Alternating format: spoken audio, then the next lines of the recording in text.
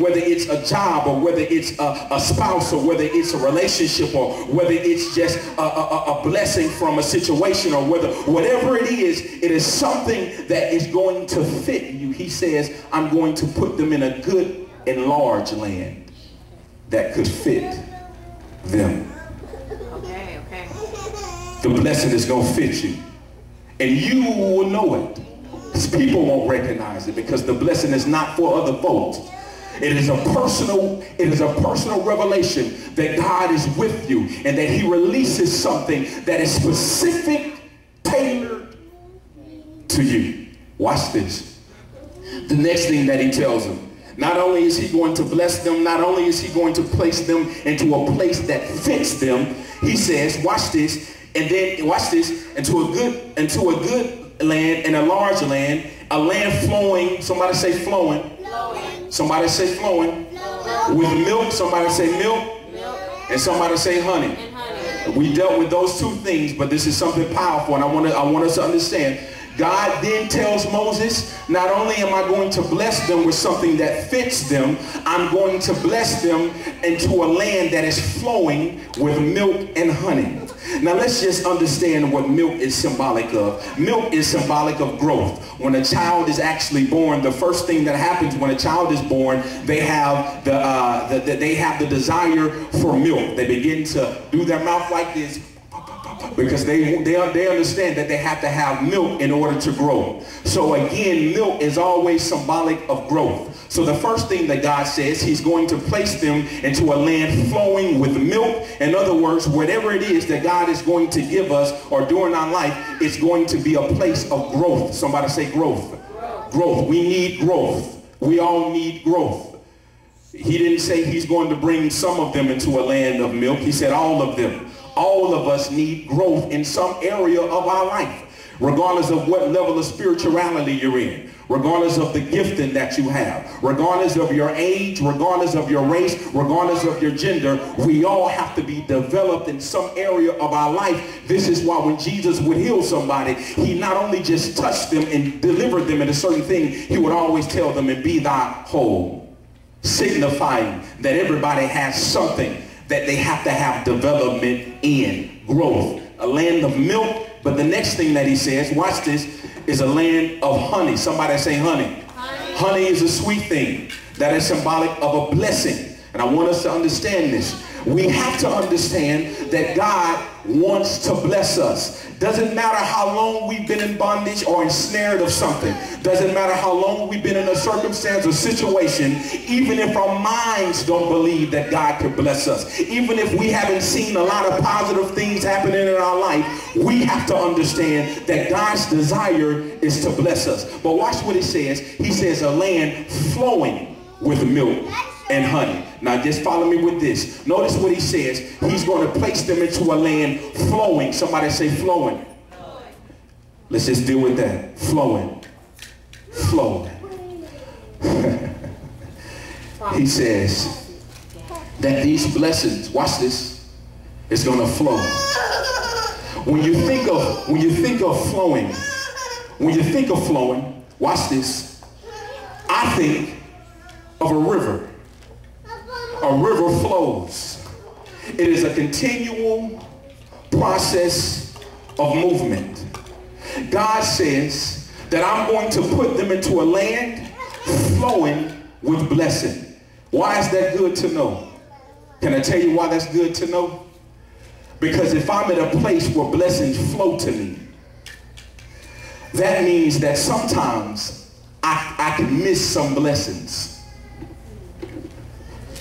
Some blessings I've missed when I didn't know the Lord, when I was still acting up in school and I was acting crazy and I was doing all types of treachery and I was doing wrong and I missed some things. But God is saying that I'm going to place you in a place where blessings will flow. So that means that even if I miss some blessings, there's more coming.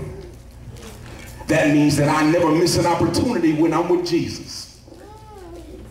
Whatever I didn't get, whatever I missed out on, whatever I didn't receive, whatever blessing that I missed, even if that blessing passed me by, God is so good that he gives us a second chance. Flowing. They're going to flow. He says, I'm so good that I'm going to keep flowing blessings. And some of the blessings you won't even be able to receive because you don't have everything together at the moment. Some of the blessings you won't even be prepared for because you're not ready at the moment. But just know that they're going to keep coming. They're going to keep flowing. And right when we're at the place of growth, we will then be able to take the blessings that flow past us. I don't know about y'all, but I'm blessed to know that he flows blessings. They flow. There's always hope with him. It doesn't matter the situation, doesn't matter the state. He has another opportunity to bless us. Let's continue. A land flowing with milk and honey. The next thing, in verse 10, listen to what he gives Moses whilst Moses is in the presence of God. Verse 10, he says, come now therefore, and I will send thee unto Pharaoh, that thou mayest bring forth my people, the children of Israel, out of Egypt. The next thing that he gives Moses is purpose. Now I want y'all to understand something. Notice, watch this. Notice he assures Moses that he is going to deliver them. That's number one. The next thing he says is that I'm going to bless you and grow you. That's number two. But the third thing that he gives is purpose. Why does he give purpose at the last place? Well, I'll tell you why.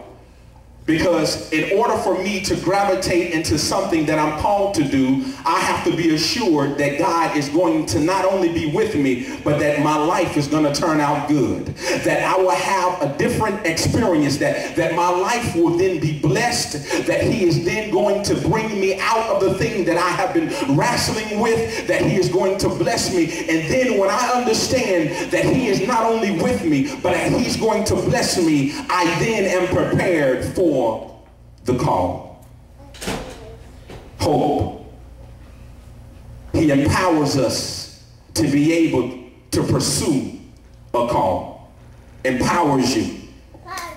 He has to first let Moses know these criteria, because Moses, watch this, he has to be energized for the role. Sit back. Okay, sit back. He has to be energized for the role.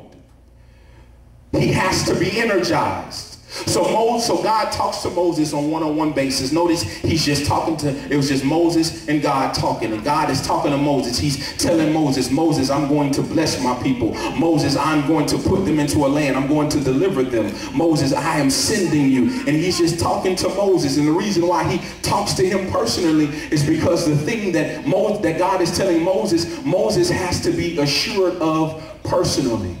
This is why God whispers to you. This is why he tries to get our attention. He speaks to you.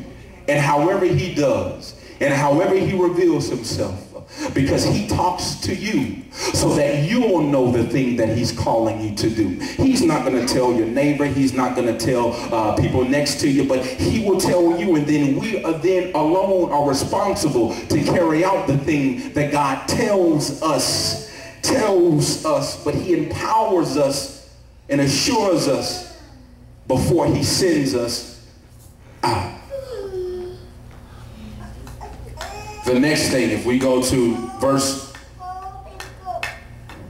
19, chapter 3, verse 19. Let's skim over there, verse 19. Listen to what God tells Moses. Watch what he says. Now notice, didn't we read how God said that he's going to deliver his people, right? Didn't God say that? He did say that he's going to deliver them, but look at verse 19. Well, look at verse 19. And I am sure that the king of Egypt will not let you go, no, not by a mighty hand. Let's just deal with that. It seems kind of strange. Well, God, you just told me that you're going to deliver the people out of their bondage, and then right in the midst of this conversation, you then say that the Pharaoh or the king will not let them go. That's confusing. Because on one end you said one thing, and then on the next end you said another thing, and I'm confused. Because sometimes the will of God is confusing. But this is why he speaks to you. This is why he gives you these nuggets of truth. So that this can be our foundation and our anchor when there is confusion going on in our life. I know I'm supposed to do A, but it seems like A is not working out, and it seems as if I have to gravitate to B. What is the problem? What is the issue? It's conflict. He's going to let them go, but in verse 19 he says they won't let them go, but they